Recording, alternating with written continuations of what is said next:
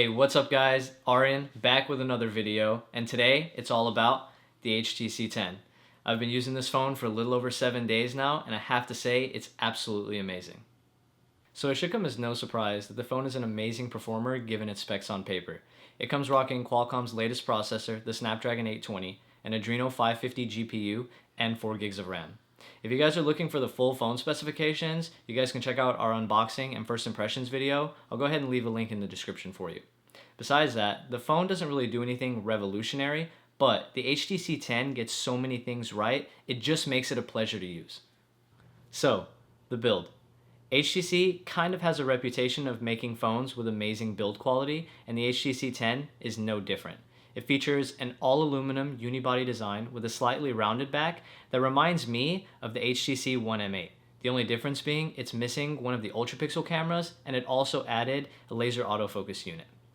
Besides that, the buttons on the phone are also tactile and very clicky, which, believe it or not, make a huge difference whenever you're using the phone. The phone also has this huge chamfered edge, which, in my opinion, looks pretty cool. It gives the phone some character, and it's also got this really neat thing going on with it where it changes color as light reflects off of it. The speakers on the HTC 10 are slightly different than what we've seen from previous models. So before you had dual front-facing audio speakers known as HTC Boom Sound. Well, you still have HTC Boom Sound. The only difference is you have one front-facing speaker, which is good for high frequencies, and you have one speaker on the bottom of the phone, which is really good for low frequencies and mid-range frequencies. The speakers are good, not great.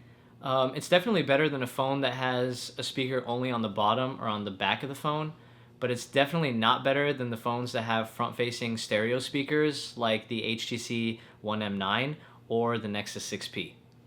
But there is good news for those of you looking to get high-quality audio out of your HTC 10. The DAC on this phone can actually power your high-end headphones, so you'll definitely notice a difference whenever you plug in headphones on the HTC 10 as compared to any other Android phone. The screen is pretty great. It's got a 5.2-inch Quad HD Super LCD screen, and while it's not the brightest screen out there, colors are vibrant and punchy thanks to the Quad HD panel, and outdoor visibility in sunlight is pretty decent. Performance and software are where the HTC 10 really shines. The phone can handle web browsing, video playback on YouTube, navigation, and general multitasking without skipping a beat.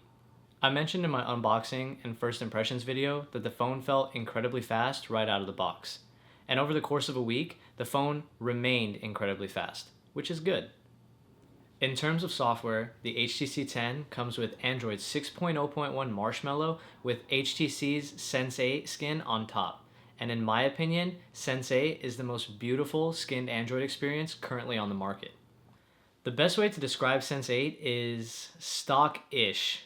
When you use the phone, you'll find a lot of elements from stock Android, but you'll also find a lot of helpful software tweaks from HTC, such as Blink Feed, a theme store, and even a double tap to wake and sleep gesture. And this is really the best combination between stock Android and skinned Android because you get the best experience, but you also get helpful software tweaks. My only thing is, I'm not sure how this is going to affect software updates, so I guess we're just going to have to wait and see as far as that goes. The fingerprint sensor is good. It's embedded in the home button, and it's fast. Not as fast as other fingerprint sensors you'll find on iPhones or Samsung phones or Huawei phones, but it's still pretty fast and very accurate. And one cool fact about the home button is it's capacitive, not tactile, which I think is pretty cool. The battery life was surprisingly good. HTC claims you'll get 2 days use out of a single charge, but I never really saw that kind of battery life out of my testing period.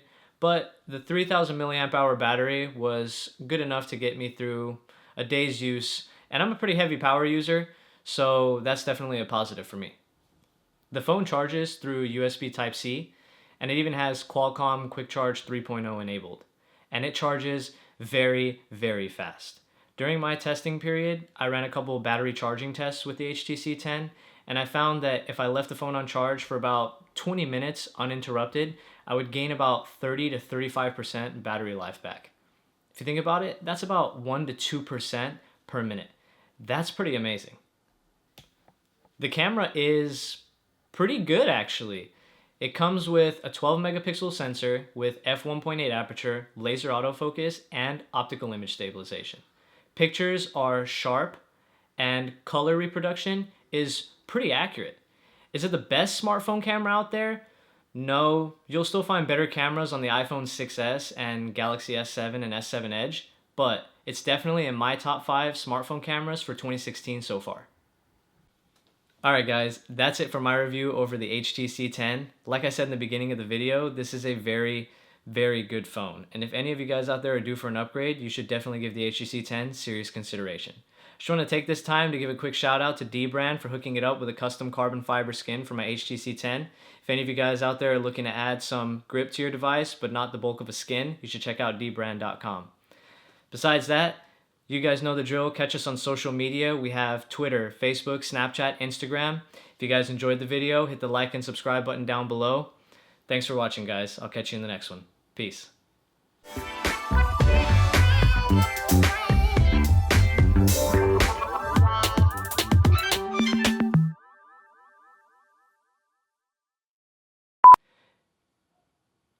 Where was I going to go from there? I don't know. Shout out to D-Brand. That was it.